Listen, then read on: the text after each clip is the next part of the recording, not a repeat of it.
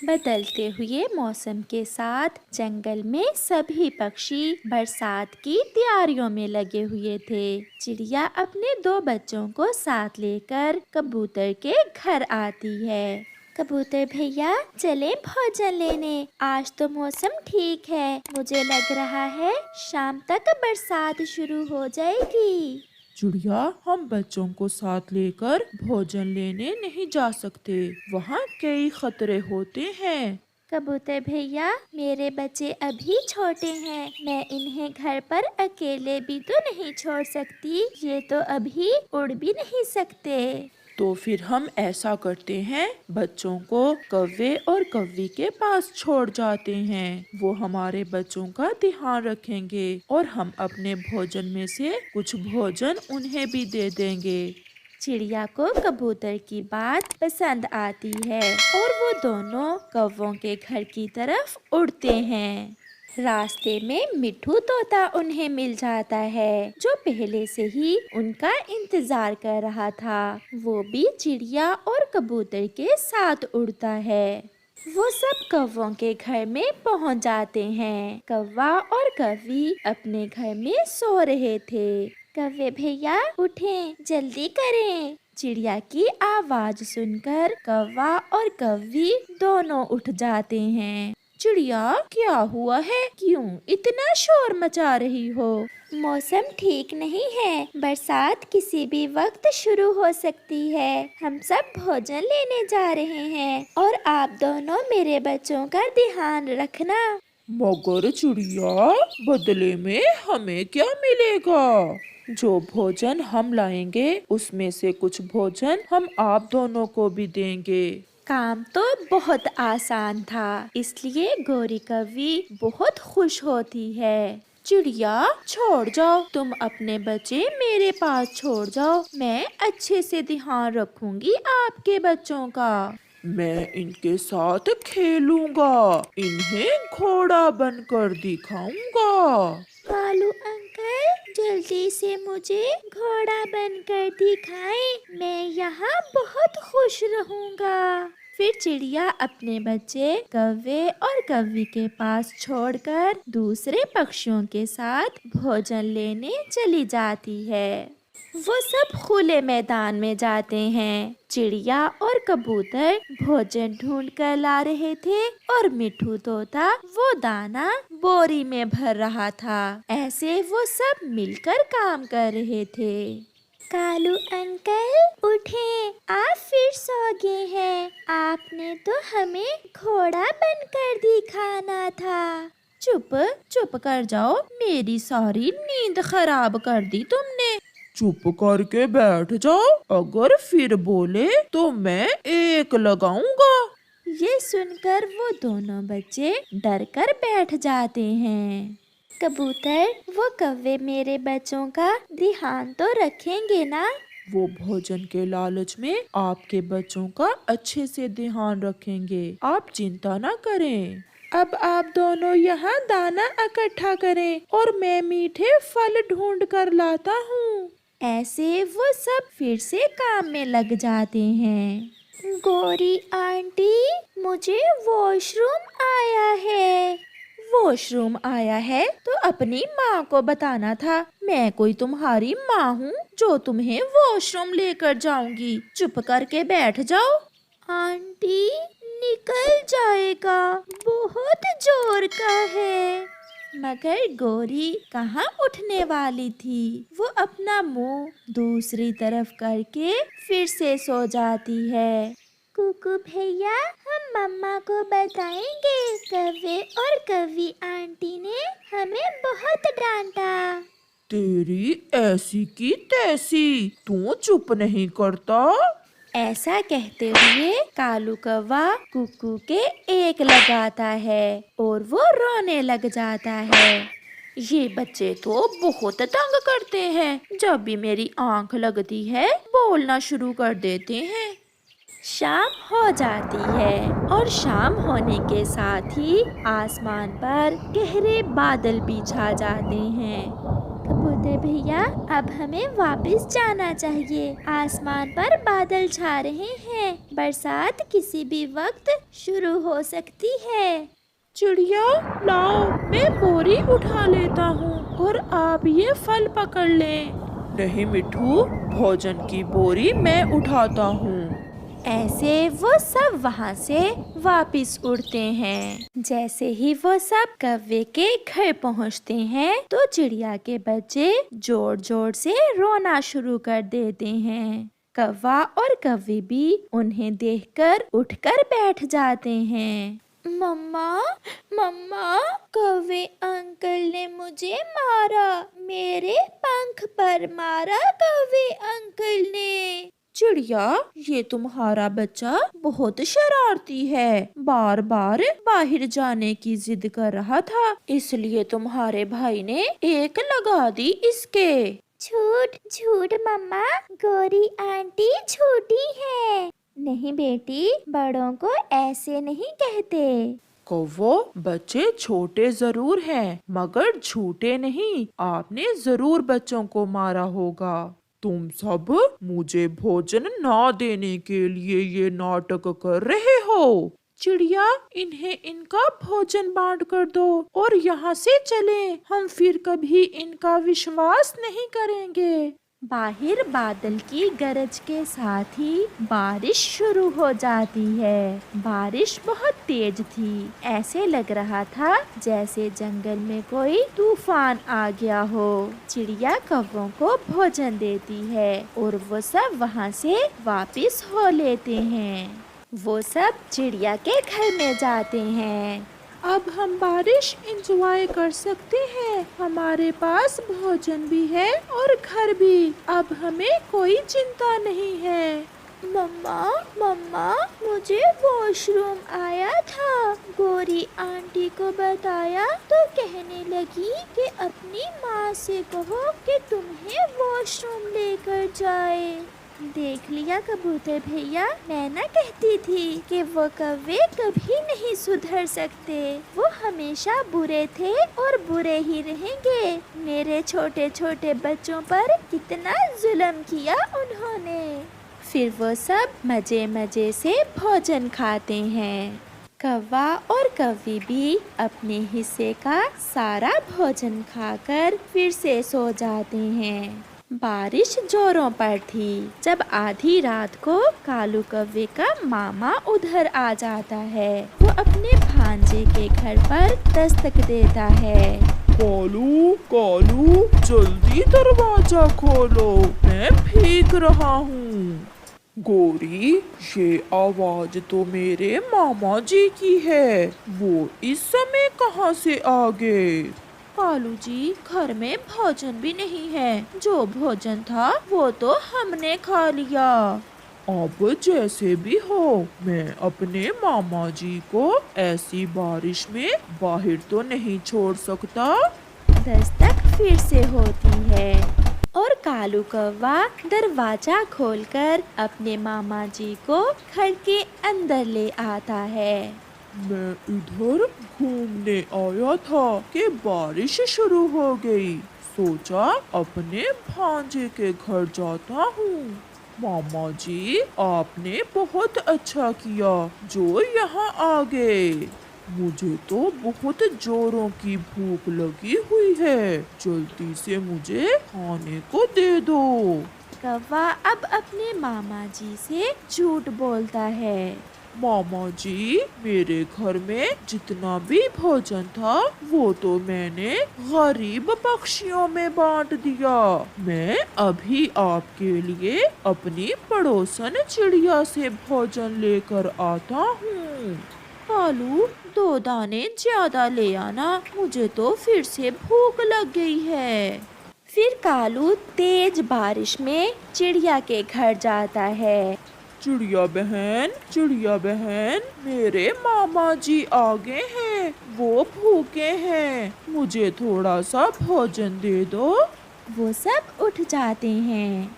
नहीं चिड़िया, अब कौवे को यहाँ से कुछ नहीं मिलेगा। जो इसने हमारे बच्चों के साथ किया वो इस काबिल नहीं है कि उससे कोई ताल्लुक रखा जाए। मगर इसका मामा।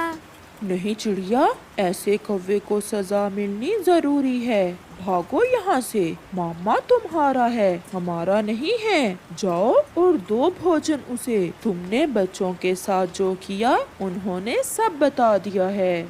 फिर ऐसे कौवा वहाँ से निराश होकर खाली हाथ ही वापस लौट जाता है और उसे अपने मामा जी के सामने बहुत शर्मिंदा होना पड़ता है। प्यारे दोस्तों, इस कहानी से हमें सीख मिलती है कि जैसा करोगे वैसा भरोगे। अगर कौवे ने चिड़िया के बच्चों के साथ अच्छा व्यवहार किया होता तो उसे अपने मामा जी के सामने शर्मिंदा न होना पड़ता। मम्मा मम्मा, सब छोटे पक्षी नदी पर बड़े आम के पेड़ से आम खाने जाते हैं। हर रोज छोटे पक्षी वहाँ जाकर मीठे मीठे आम खाते हैं, परंतु आम मुझे क्यों नहीं जाने देती? बेटा, वहाँ तरह तरह के छोटे पक्षी होते हैं। मैं नहीं चाहती कि आपकी किसी छोटे पक्षी से लड़ाई हो जाए। मम्मा, मैं आम खाने जाऊंगा, मैं लड़ने थोड़ा जाऊंगा। वो पक्षी तो मुझसे भी छोटे हैं जो हर रोज वहाँ आम खाने आते हैं। ऐसा कहते हुए कुक्कू अपना मुंह दूसरी दिशा में करके रोने लग जाता है। माँ से कहाँ देखा जाता है अपने बेटे को रोते हुए। अच्छा अच्छा, अब मान जाओ, क्यों गुस्से हो रहे हो? चले जाओ आप भी आम खाने, परंतु शाम होने से पहले पहले लौटकर वापस घर आ जाना। ये सुनकर तो कुक्कू उछलने लग जाता है। मुझे पता था, अब तो रोने से ही काम बनेगा। मम्मा, आप चिंतित ना हो, मैं वहाँ किसी से भी झगड़ा नहीं करूँगा। मुझे विश्वास है अपने बेटे पर। फिर कुक्कू नदी की दिशा में बड़े पेड़ से आम खाने चला जाता है। आज तो कुक्कू बहुत खुश था। वो बहुत तेज उड़ रहा था। रास्ते में उसे बुलबुला मिल जाता है। वो बुलबुले के पास बैठ जाता है। बुलबुले दोस्त, मैं तो नदी पर जा रहा हूँ बड़े पेड़ से आम खाने, क्या आप भी जाएंगे? आम? मैं तो हर रोज जाता हूँ, चलो आज आपके साथ चलता हूँ। वो फिर से उड़ते हैं। जग्गू तो कब से पत्थर चला रहा था, परंतु कोई भी पका हुआ आम जग्गू कौवे के पंखों में नहीं लग रहा था। कुक्कू भी एक पत्थर उठाता है और पके हुए आम को निशाना लगाता है। पहले ही पत्थर से वो आम तो नीचे गिर जाता है। मैं कब से ट्राई में हूँ, परंतु तुमने तो पहले ही निशाने में आम गिरा लिया। जग्गू भाई, ये आम आप ले लें, मैं और आम तोड़ लूँगा। नहीं, मैं किसी से मांग कर कोई चीज नहीं खाता।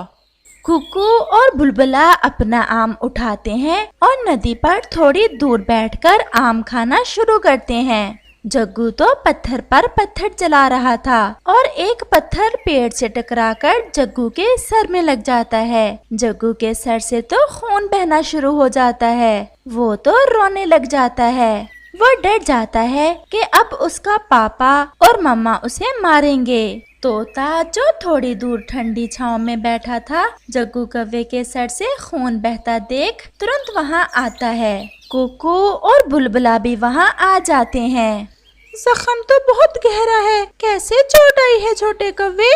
अंकल तोते, इन दोनों ने मेरे सर में पत्थर मार दिया। बहुत शरारती हैं ये छोटे पक्षी। ऐसा नहीं है अंकल तोते, जब जग्गू के चोट आई, मैं और बुलबुला तो बैठे अपना आम खा रहे थे। चलो मैं तुम्हें तुम्हारे घर छोड़ देता हूँ। तोता उस छोटे कौवे को उठाकर उसके घर की तरफ चलता है। ये झूठ क्यों बोल रहा था? यही तो मैं सोच रहा हूँ, इसका अपना ही पत्थर लगा है इसके सर में और नाम हमारा लगा रहा है। चलो कुक्कू, अब घर चले, शाम भी होने वाली है। फिर वो दोनों छोटे पक्षी अपने अपने घर चले जाते हैं। ये क्या हो गया तोते? मेरे जग्गू के सर पर कैसे चोट आई? मैं तो थोड़ा दूर बैठा हुआ था। मम्मा, चिड़िया और बुलबुल के बेटे ने मिलकर मारा है मुझे। मैंने कोई शरारत नहीं की। पापा जी, मुझे ना मारना, मैंने कोई शरारत नहीं की। जग्गू का पापा कालू कौवा तो पहले ही बहुत गुस्से वाला था। सारी जिंदगी पक्षियों की पटाई की है तुम्हारे पिता ने, और एक तुम हो कि उनसे ही मार खा कर आ गए। हर समय तो मारते रहते हो तुम मेरे बेटे को। तुमसे डरते हुए लड़ा नहीं होगा आगे से। अब देख क्या रहे हो? चलो और देखो जाकर कहाँ छुपे हुए हैं मेरे जग्गू का सर फाड़कर। ऐसे नहीं, थोड़ा अंधेरा हो लेने दो। पहले बुलबुल को देखूंगा और फिर बाद में चिड़िया और उसके बेटे को।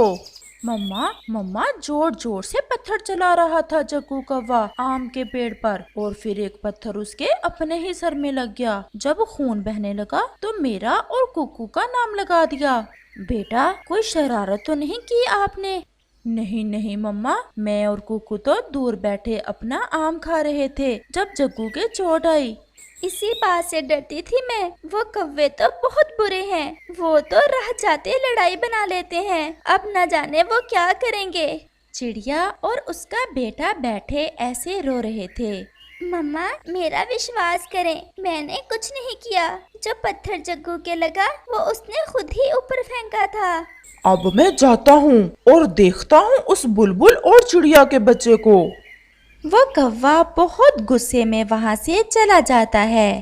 कौवा तो कुछ ज्यादा ही गुस्से में था। बुलबुल अपने घोंसले में अपने बेटे के साथ बैठी हुई थी। कौवा एक बड़ी लाठी साथ लेकर आता है और आते ही बुलबुल के बेटे को मारना शुरू कर देता है। वो तो किसी का ना सुन रहा था।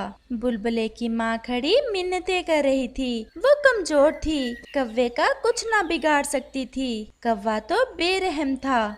भगवान के लिए मेरे बेटे को छोड़ दो, मुझे मार लो, मेरे बेटे को छोड़ दो। गोरी भी जग्गू को साथ लेकर तमाशा देखने पहुंच जाती है। अब जो रो रही हो, पहले समझाया होता अपने मोटे बुलबुले को। कैसे सर फाड़ दिया इसने मेरे जग्गू का। जग्गू सब देख रहा था। वो अपने पापा से कहना तो चाहता था कि पापा उसे ना मारो। वो ये कहना तो चाहता था कि पापा, उसने तो मार से डरते हुए कुकू और बुलबुले का नाम लगाया था, परंतु वो डर रहा था। वो बहुत डर रहा था। कौवा तो कुछ ज्यादा ही जुल्म करता है। वो तो बुलबुल के घोंसले को आग लगा देता है।